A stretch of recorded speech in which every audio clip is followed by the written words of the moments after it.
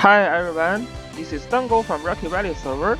In this video, we are going to talk about how to use and how to build Mist Knight in Langrisser mobile. So this is one of the Apex arena. I'm using this as an example to basically demonstrate how to use Mist Knight. So we can see this is a legend team versus a juggler based AoE team. So juggler jumps in, that is a huge AoE attack, and then Wheeler just use this retreat skill. So yeah, they look very healthy now. Then Joshua follows up another attack which is not very effective because there is the decrease in crit damage provided by Randy. Oh, and Mist Knight just jumps in. Wow, look at this damage. It's just killed that juggler. Like, there's no way that juggler can survive. Yeah. That juggler has a very low defense, very low magic defense, but it is still in water. There is also no magic buff here. Yeah, but this is just, this is just crazy. So the only thing Mist Knight have is actually just one buff from this kind of carrier. This can increase the skill damage by 10%. There's nothing else for Mist Knight, and then she just jump in and kills Juggler. And what's more, she can actually just move back, still with the tank's guard. Yeah, that's very strong. So this is basically how this game was win. Just a Mist Knight kill Juggler, and then the enemy don't have a tank, you just kill them one by one. Yeah, so very strong character. Can kill a mediocre juggler in water even. And this is just a 5-star Mist Knight. Yeah, let's check a little bit why she's strong. So basically the first part of the talent, this is for 5-star. So for one spot move, the damage dealt is increased by 3%. At the maximum, it is going to increase like 15%. And it also increases the magic defense, per each spot that you move.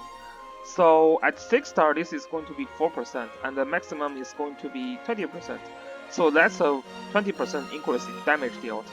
And then after she travels like 25 turns at 5-star, all of the cooldown of the skill returns to 0. This is 20 turns if you are at 6-star. So very powerful. Basically, she travels 10 spots, and then all of the cooldown of the skill returns to 0. So that's super strong. And yeah, Mist Knight is actually a cavalry unit, that is magic cavalry unit. So she has 5 mobility. You know, one of the things for cavalry units is that they have really poor mobility in like forest or desert. But the good thing is that Mist Knight has one of the strongest troop in this game, which is Unicorn. So Unicorn basically, they deal magic damage, and the more important thing is that they ignore the terrain effect. So that basically makes Mist Knight's mobility very good and powerful. And yeah, Mist Knight is also not a flyer, so if she can receive the buff from Luna, that means like 7 spot mobility, and then she can travel back 7 spots. Yeah, so that's very strong. A very strong combo with Luna. And then there's a very strong single target skill. So this is basically a single target skill, and it deals 1.14 damage. But per each spot you move before the battle, the damage dealt will increase by 10% at the maximum of 50%.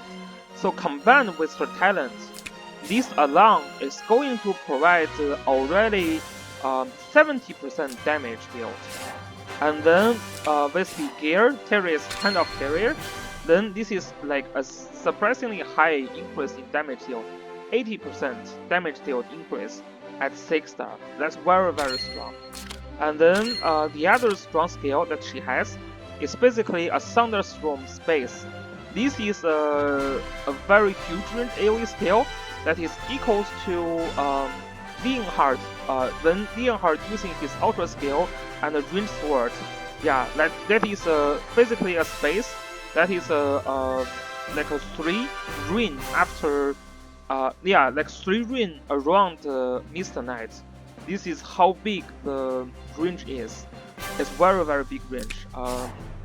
Let me just do a small test here to just show you how crazy the range is. Yeah.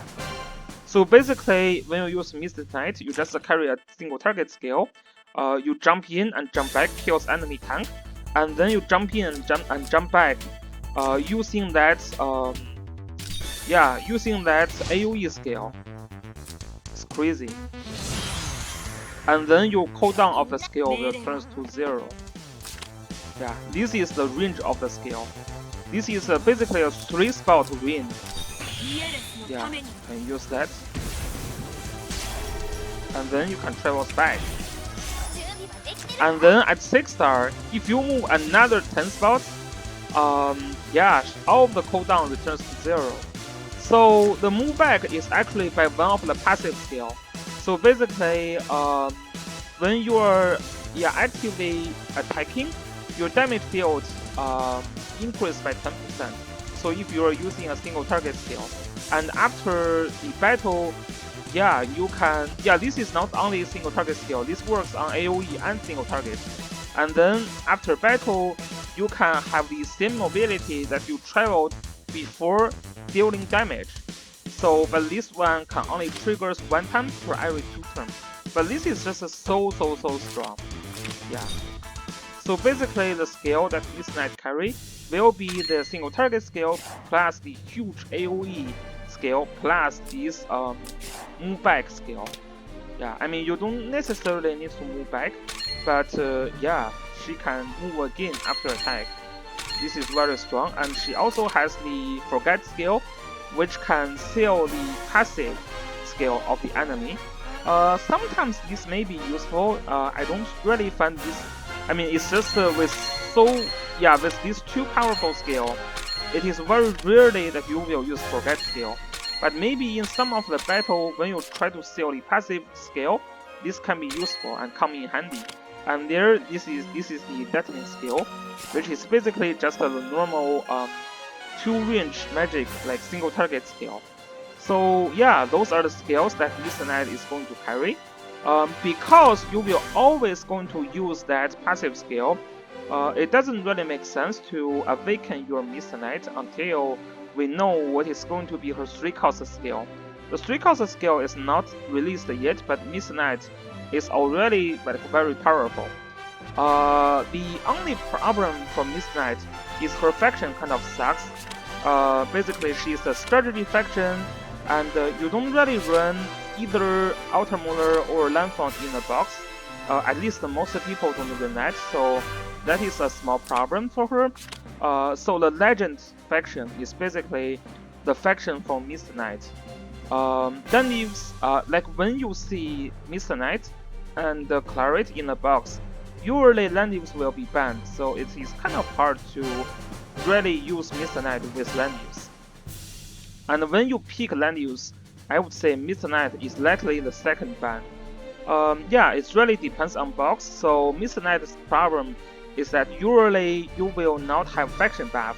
So, but you can always provide Gospel. Like Gospel come from Richter, come from Liana, come from later Deterrate, or you can just use Strengthen skill provided by either Whaler or like Shoujo Jessica or Sophia.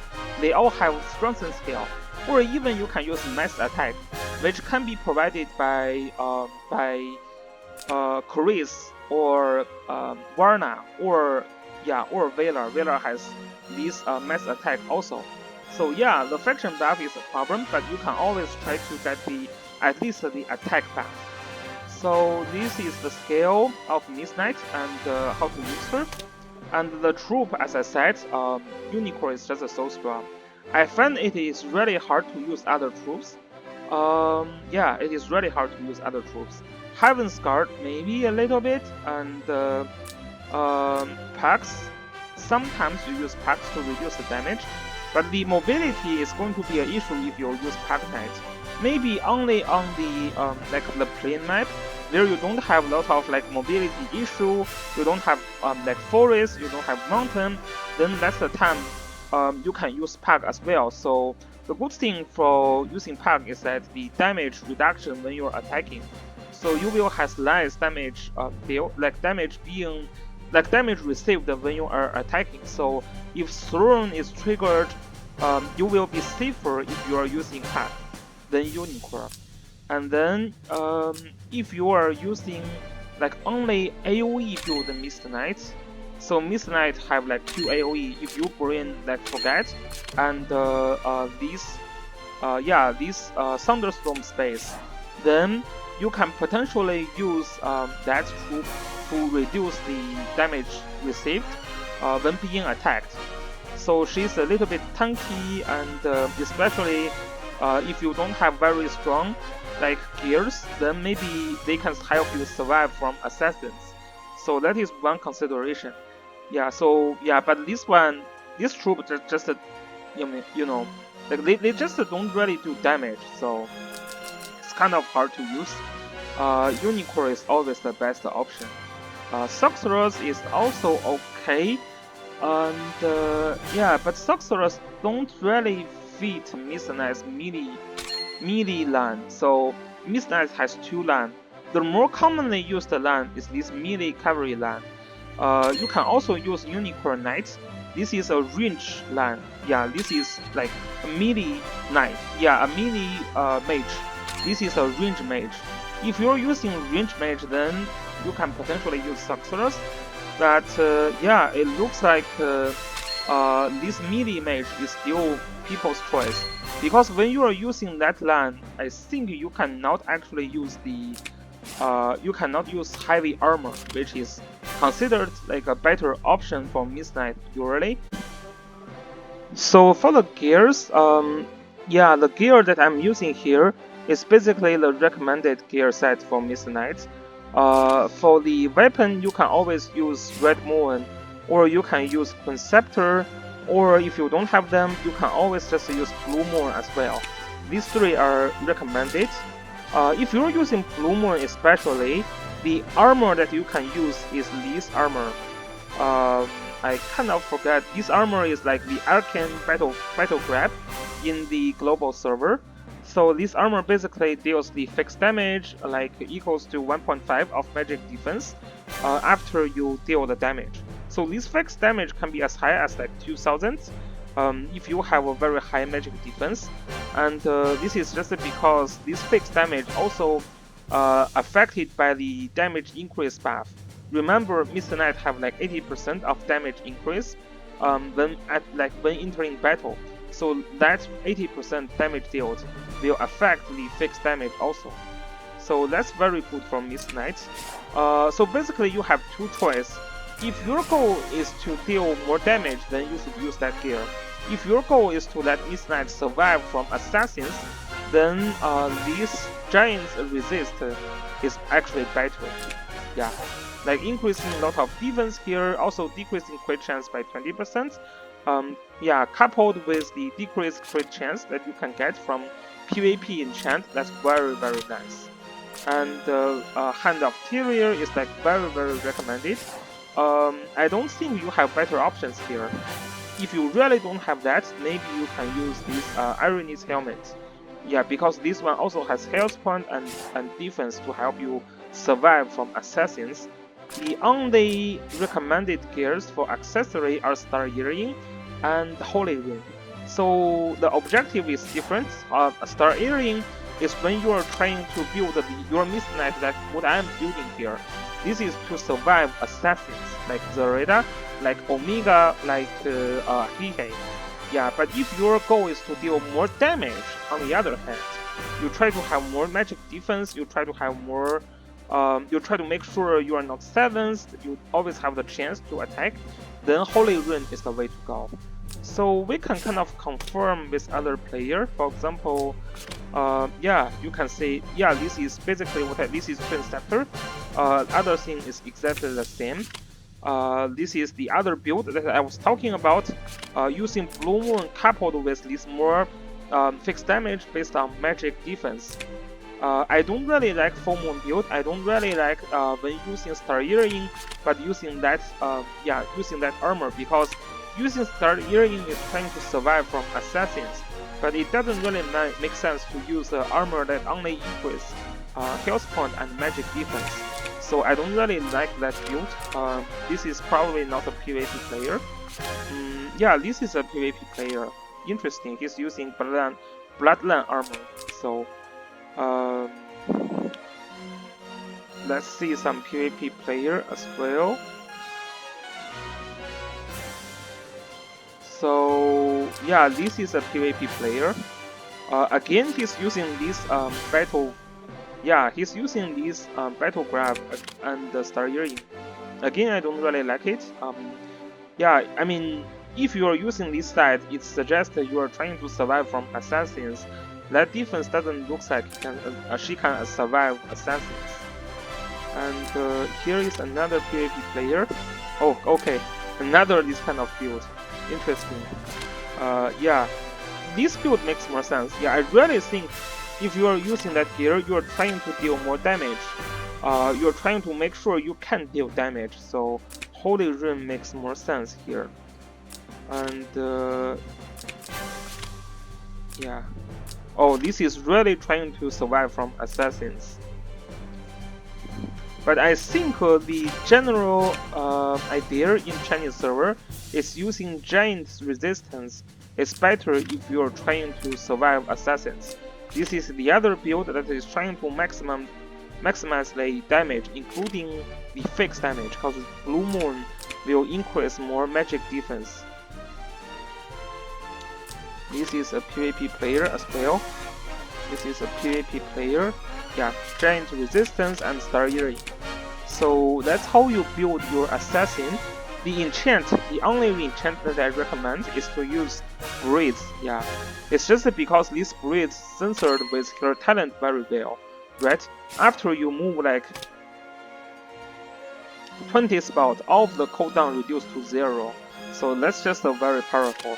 And it also censored with this passive skill that can allow her to travel back, like move again after attacking. So very good. Yeah, basically Breeds. I don't really recommend you to awaken Midnight at all, because it's just not really worth it. Using 6 cost doesn't really help when you always need to basically use that 1 cost skill. So you don't really have chance to use that 6 cost skill. Yeah, so that's it for Midnight. The recommended LAN for Midnight is this cavalry melee mage LAN. This unicorn LAN is not recommended. You didn't see any Midnight for like, yeah, you just don't see any Midnight in Chinese server using unicorn LAN. Yeah, because you don't have the choice, like you don't have this kind of foot gear to give her using that unicorn LAN.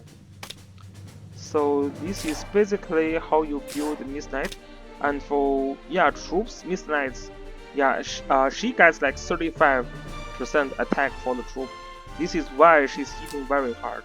And with this unicorn, it's just very nice. So yeah, basically she's a very strong and powerful unit. The only problem for her is her faction buff sucks. So I kind of like 50% of the Apex Arena player, like top 250 players, are using Midnight. So this is a very high chance to, like, this is a very high peak rate for players to include the Midnight in their box. So I think it is a good idea to summon some like Midnight. I think for global server, if you want to use her at 6-star at the playoff season, then you have to summon 3 copies at least. So this is not very easy to do. If you cannot summon 3 copies, I don't think Midnight is super strong at lower star. Just because, I mean, it is hard to get perfection buff to begin with. So with just the gospel, the damage deal is not really high. So yeah, if you don't have resource to like summon 3 copies, you can just summon 1 copy and maybe slowly build her and see if you really want to use her in the box. Yeah, it's kind of not super easy to fix her in a box, because when you have Mist Knights in your box and you also have Clerics and you also have Richer, it pretty much means that your land use is going to be banned. And I still don't really think Mist Knight fits a juggler team very well. It's just super hard to get her like either boost spell or like attack buff. So yeah, I mean, I'm pretty sure whales are going to use Mist Knights, and for like lower budget players, I really think it depends on if you have budget to summon all the characters you want and what kind of style you want to have.